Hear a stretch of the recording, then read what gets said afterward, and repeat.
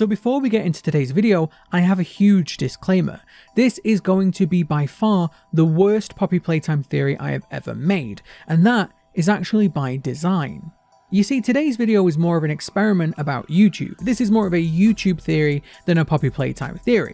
And I probably used some highly clickbait, highly provocative title and thumbnail about Poppy Playtime to get you into this video. And that is part of today's problem. The fact that you're here watching this video when, like I said, this is going to be the worst Poppy Playtime video you've ever seen, and I'm very upfront about that. This is all part of the problem and the thing that I'm trying to explore and understand in today's theory. So it's not just video games that I make theories on. I'm always thinking about things like this in my own time, and this is something that I've been thinking about a lot lately. You see, I've only been making content on this channel for about 2 years, but the problem we're going to talk about today seems to have gotten worse even in that short amount of time. So what is this problem that I'm talking about? Well, it seems like YouTube is really a trend-chasing platform now. It seems like YouTube will promote and push certain types of content and not others, and it seems like the content that the YouTube algorithm really wants to push is trends and fads and whatever's hot and current right now, regardless of the quality of that content. This is why, for example, we see things like the Johnny Depp and Amber Heard case. That was massive on YouTube, with creators like Asmongold, a WoW streamer, even jumping on board this trend. And by the way, I don't blame any creator for jumping on trends or doing what the algorithm is telling us to.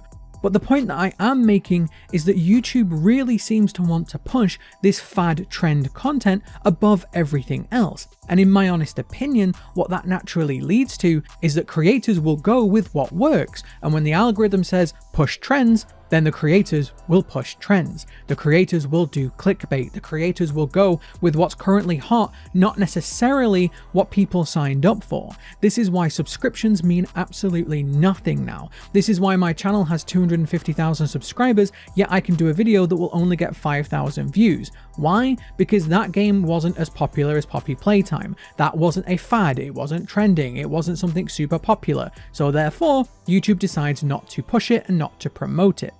So by watching today's video, you are joining me on this experiment. I am going to give you the worst Poppy Playtime theory. It's going to be badly edited, it's going to be very lazy, it will not make sense. This theory is not true, I'm completely making it up, it's not even scripted.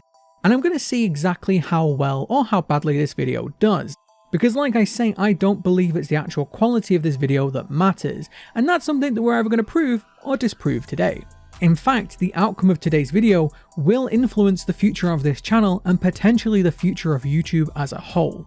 So with that massive disclaimer out of the way, here is the worst Poppy Playtime theory you've probably ever heard.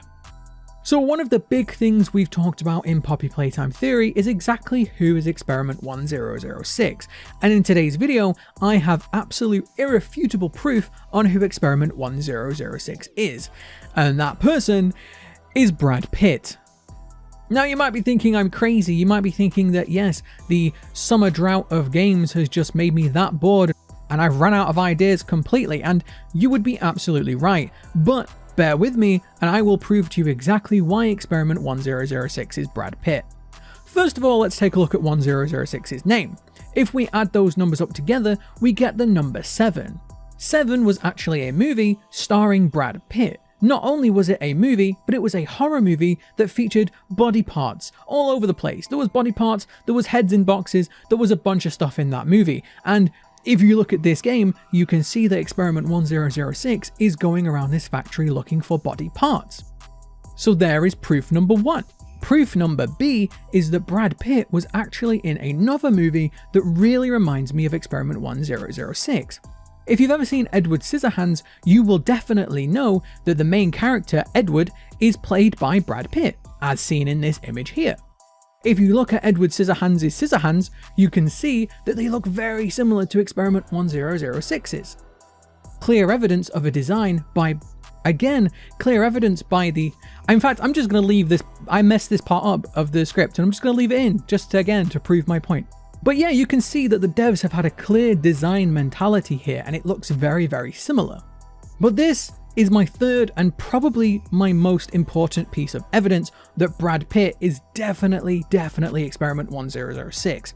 If you notice, Experiment 1006 seems to crawl about, as the height of this door is quite low, and rather than stepping through, it seems to crawl under and grab Mommy Longlegs. Well, why is that? Well, Brad Pitt was actually shot in the ankle in the movie Troy.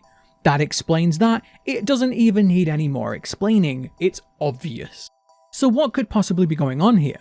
Why is Brad Pitt Experiment 1006? Why was Brad Pitt in the factory? Well, obviously in the 1960s, Brad Pitt's acting career just died completely. He had no work, no one wanted to hire him because Brad Pitt is crap at acting, clearly. And therefore his career died, and so he had to get a job as a janitor in this factory. But what actually happened was that he was cleaning a toilet one day and he fell in. And as he fell in, he was sucked down the pipes into this area of the factory. And this is where he died. He died and was resurrected by the scientists to be Experiment 1006. So there you go, irrefutable proof. This absolutely confirms it. 100% Brad Pitt is Experiment 1006. If you even say in the comments that I'm wrong, you're an idiot, you don't know anything, I know everything, I'm actually a dev, I've worked on this game, trust me bro, I even found it in the game files.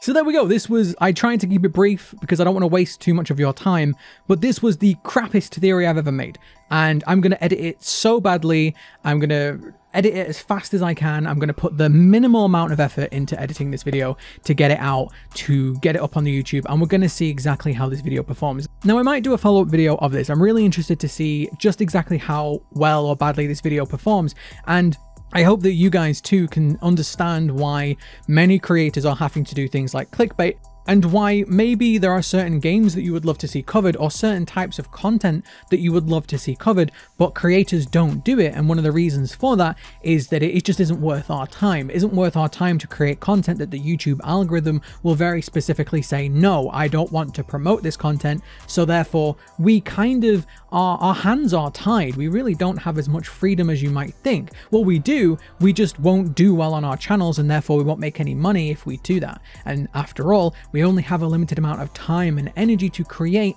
and therefore this is a big problem that I think YouTube needs to think about in the future. So let's see how this video does. Thank you very much for watching. If you have made it all the way to the end of the video, do the things, like, subscribe. At this point, I don't really care. I've just wasted 10 minutes of your time. So yeah, do what you gotta do. Thank you very much for watching, and I will see you next time.